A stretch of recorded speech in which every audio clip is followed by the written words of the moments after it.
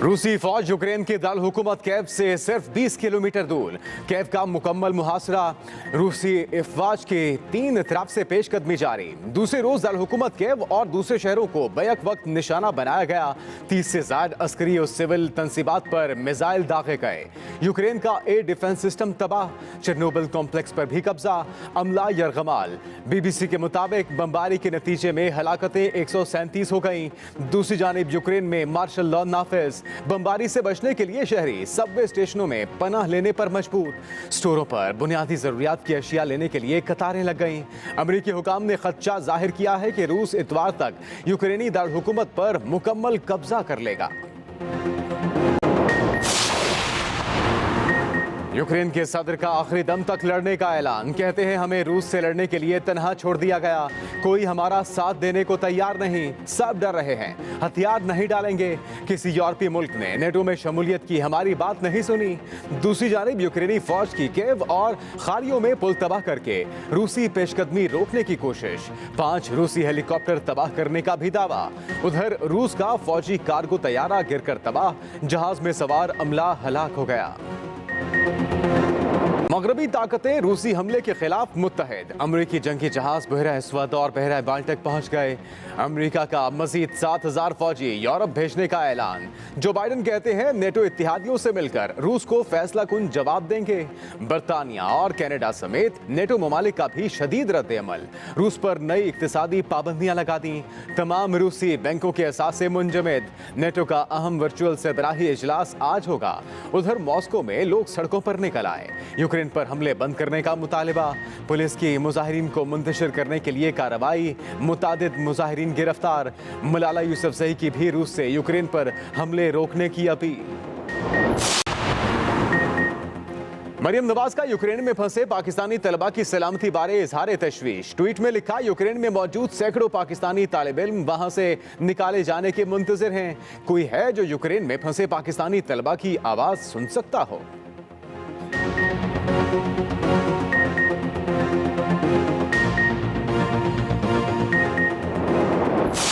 इल्जाम लगाने से पहले अपने गरेबान में झांको। और जिस तरह करप्शन तुम्हारे घर में हो रही है इमरान खान नियाजी, आपको कौन को जवाब देना होगा। तहरीके अदम एतमाद जो है, ये हम पाकिस्तान के जो 22 करोड़ आवाम हैं उनकी जो ख्वाहिश है, आप उनके पेश हम नहीं कर रहे हैं। कि इस हुकूमत ने गरीब आवाम का भरकस निकाल दिया है। तमाम पोलिटिकल पार्टीज मिलकर हमने ये फैसला किया है कि हम इस तरफ आगे बढ़ेंगे। ये एक हमारा आईनी हक है, हमारा सियासी हक है। इस हक को इस्तेमाल करने के लिए हमें कोई नहीं रोक सकता। ये आपको किसने कहा कि मैं 1 साल के लिए आऊँगा और मैं आऊँगा? जो नाम ले रहे हैं, न जाने कौन ले रहे हैं, जो भी ले रहे हैं, मैं उनको शुक्रगुजार हूँ। ये सब खुदा के हाथ में। मेरी पार्टी के लीडर नवाज शरीफ हैं, कायद हैं। पार्टी वो मशावरत करके फैसला करेगी, जो वो हुक्म देंगे मैं करूँगा। इमरान खान के खिलाफ तहरीक अदम एतमाद 22 करोड़ अवाम की ख्वाहिश है। वजीर आजम वही बनेगा जिसे नवाज शरीफ चाहेंगे। सदर मुस्लिम लीग नून शहबाज शरीफ की मीडिया से गुफ्तगू। शहबाज शरीफ ने कहा, तहरीक अदम एतमाद हमारा आईनी हक है, तमाम जमातें मिलकर आगे बढ़ेंगी। जो लोग वजारत उज़्मा के लिए मेरा नाम ले रहे हैं उनका शुक्रगुजार हूँ। वही करूँगा जो नवाज शरीफ का हुक्म होगा। गरीब कौम के अरबों रुपए बचाना अगर जुर्म है तो दोबारा मौका मिलने पर यह जुर्म फिर करूँगा। अगर मुझ पर एक ढेले की करप्शन भी साबित हो जाए तो हर सजा के लिए तैयार हूं। हमसाया ममालिक से ताल्लुकात बेहतर रखने चाहिए।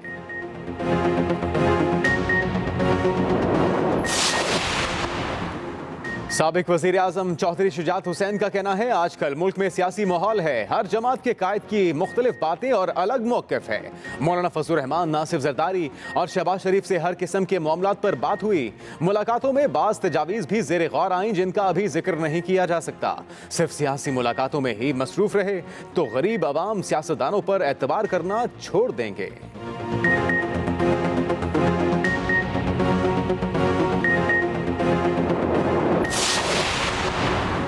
ताहयात नाहली के मामले पर सुप्रीम कोर्ट में एक और रिट दायर। सुप्रीम कोर्ट बार ने रजिस्ट्रार ऑफिस के एतराज़ात के खिलाफ अदालत उज़्मा में अपील कर दी।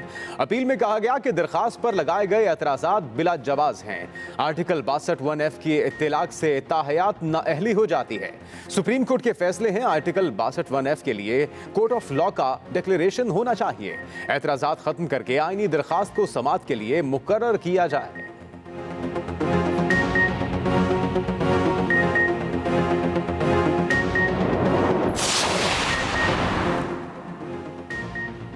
इस्लामाबाद हाई कोर्ट ने पैका तरमीमी ऑर्डिनेंस के खिलाफ नून लीग की दरखास्त नाकाबिले समात करार दे दी। समात के दौरान चीफ जस्टिस अत्तर मिन्नल्लाह ने कहा कि सियासी जमातों के पास मुतबादिल फोरम मौजूद है, गैर जरूरी पिटीशन दायर करने की बजाय पार्लियामेंट में अपना किरदार अदा करें।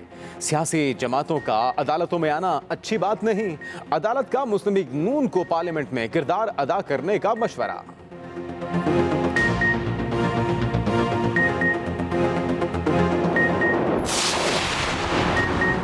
सोशल मीडिया पर इज्जतों से खिलवाड़ किया जा रहा है, पैका कानून की हिमायत करता हूं। वफाकी वज़ीर इत्तलात फवाद चौधरी का ट्वीट। कहते हैं ये कहना कि कोई कानून ना हो, ये ऐसा कानून हो जो नाफिज ना हो सके, बेतुकी बात है। सदर CPNE कासिम खान ने अपने रद्द-ए-अमल में कहा कि पैका ऑर्डिनेंस की हिमायत आमिराना सोच की अक्कास है।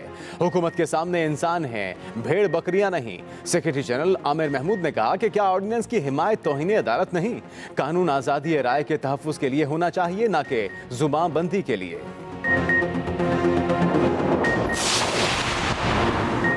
PFUJ का पैका ऑर्डिनेंस के खिलाफ 28 फरवरी को यौम सियाह मनाने का ऐलान। सदर PFUJ शहजादा जुल्फिकार और सेक्रेटरी जनरल नासिर जैदी ने अपने बयान में कहा कि मुजवजा कानून ड्रैकोनियन लॉ और मीडिया का गला घोंटने के मुतरादिफ है।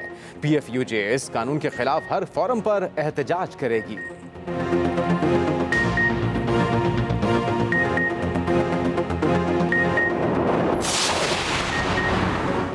नाजायज असलहा रखने के मुकदमे में मोहसिन बेग की जमानत मंजूर। जुडिशल मजिस्ट्रेट का 30,000 रुपए के मुचलके जमा कराने का हुक्म। मोहसिन बेग के खिलाफ थाना मारगला में नाजायज असलहा रखने का मुकदमा दर्ज था। तफ्तीशी अफसर ने रिकॉर्ड अदालत में पेश कर दिया।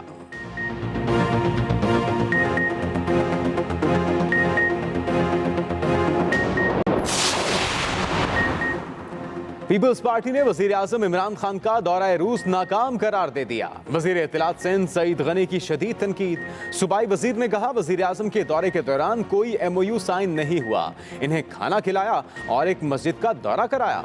सईद गनी ने मजीद कहा ट्रांसपेरेंसी इंटरनेशनल के मुताबिक मुल्क में करप्शन बढ़ गई है, पैका ऑर्डिनेंस के जरिए जुबानबंदी की जा रही है।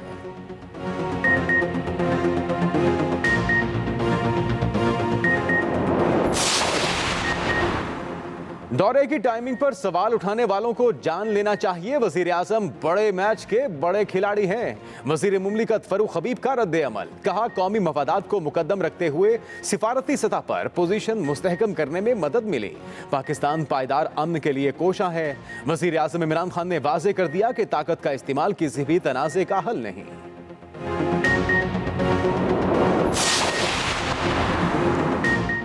वज़ीर आला पंजाब ने लाहौर में सकियां शरक रोड की तामीर और बहाली के मंसूबे का संगे बुनियाद रख दिया। तकरीब से खिताब में वज़ीर आला उस्मान बुज़दार ने कहा कि पंजाब के 36 अजला में तरक्की का सफर शुरू हो चुका।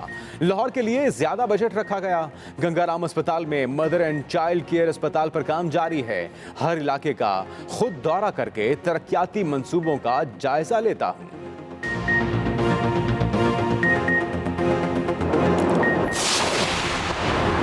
PTI का घोटकी से कराची मार्च कल शुरू होगा। वफाकी वजीर अली जैदी ने कराची में मीडिया से गुफ्तगू करते हुए कहा कि सिंध के मजलूम अवाम की आवाज बुलंद करने जा रहे हैं, ये हमारा जमहूरी हक है। वजीर इत्तलात सिंध सईद गनी का भी रद्द-ए-अमल। कहा तहरीक इंसाफ वाले जानबूझकर झगड़ा चाहते हैं, हमारे झंडे उतारे जा रहे हैं, हम इनके सियासी जलसों और रैलियों का एहतराम करते हैं।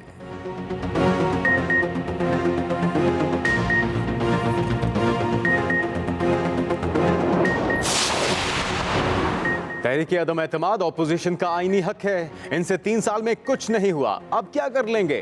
वफाकी वजीर शफकत महमूद की मीडिया से गुफ्तगू। कहा इत्तिहादी हमारे साथ थे और हैं, ये सब मिलकर शोर डाल रहे हैं। तर्जुमान हुकूमत पंजाब हसन खाबर की भी तनकीद। कहा इत्तिहादियों पर मुकम्मल एतमाद है, डंके की चोट पर 5 साल पूरे करेंगे। आसिफ जरदारी का मिशन लाहौर नाकामी की तरफ गामजन है।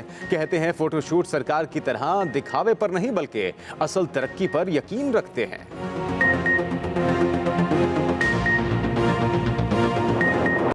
मलका कोसार मरी में फिर बर्फबारी, हर चीज ने सफेद चादर ओढ़ ली। वादी का हुस्न दोबाला। पेशावर और मज़ाफात में तेज बारिश, सुवात में दूसरे रोज भी बारिश और बर्फबारी का सिलसिला जारी। इस्लामाबाद, रावलपिंडी और मज़ाफात में वक्फे वक्फे से बारिश। DI खान और नूरपुर थल में जालाबारी के बाद खुनकी बढ़ गई। भक्कर, मियांवाली, खुशाब और करीबी इलाकों में भी अब्र रहमत से मौसम खुशगवार हो गया।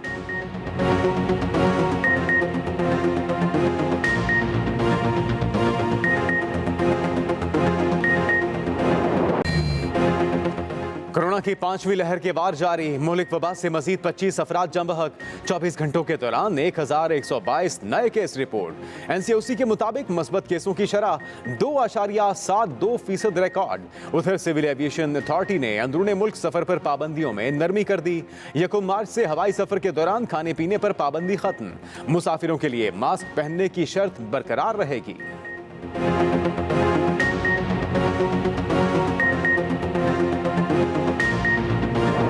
खान का पता नहीं कि वो ऐसा तुरंत का पत्ता मारेगा ये नीस्तो नाबूद हो जाएंगे। शेख रशीद ने अपोजिशन को तनकीद का निशाना बनाते हुए कहा कि अपोजिशन को इमरान खान का पता ही नहीं। अदम एतमाद की कामयाबी के बाद इमरान खान इनके लिए बड़ा चैलेंज साबित होंगे। वज़ीर दाखिला का मीडिया से गुफ्तगू करते हुए कहना था कि नवाज शरीफ ने बंदों की खरीदो फरोख्त के लिए आसिफ जरदारी को आगे लगा दिया है। पीपल्स पार्टी अगर कानून हाथ में ना ले तो मार्च में कोई रुकावट नहीं होगी, ये कहना था वज़ीर दाखिला शेख रशीद का। उन्होंने कहा कि अपोजिशन इमरान खान का इनको पता नहीं, वो ऐसा तुर्क का पत्ता मारेगा कि ये निस्तो नाबूद हो जाएंगे। इमरान खान को पता है कि किस वक्त उसने क्या कदम और फैसला करना है। वो चूचा नहीं है, वो 25 साल से इस खेल में है।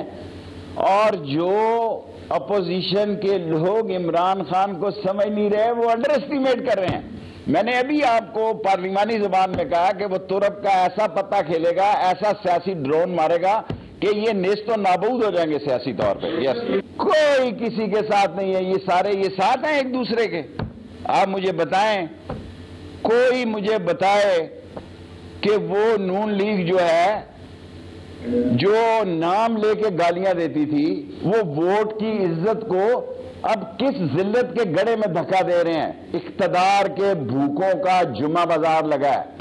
इख्तदार के भूखे जो हैं वो इख्तदार की भूख में अपनी एक नाकाम कोशिश कर रहे हैं। इसमें नाकामी के अलावा उनको कुछ नहीं मिलेगा। और मैं कह चुका हूं, अगर किसी ने पाकिस्तान की सियासी हालात मामलात से बेवकूफी की तो झाड़ू फिर जाएगा। देखें, ये जो है क्या पिद्दी का शोरबा, इनको अस्करी ड्रोन की जरूरत ही नहीं है। ये 7 रंगी पटाखे से मारे जाएंगे।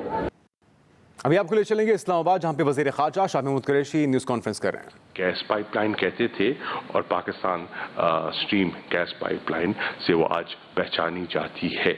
उस पर तबादला ख्याल हुआ और इसके साथ साथ वजीर आजम ने टेलीफोन पर भी सदर पुतिन से पहले बात की थी और अपनी नशिस्त में भी जो उनकी कंसर्न है of A rising trend of Islamophobia, उन पर भी सदर पुतिन से पहले बात की थी और अपनी नशिस्त में भी जो उनकी कंसर्न है of A rising trend of Islamophobia, उस पर भी उन्होंने तबादला ख्याल किया। उस नशिस्त के बाद और ऑब्वियसली लंच भी था। उस नशिस्त के बाद फिर हम वापस होटल लौटे और होटल में जो उनके डिप्टी प्राइम मिनिस्टर हैं अलेक्जेंडर नोवाक, वो तशरीफ लाए।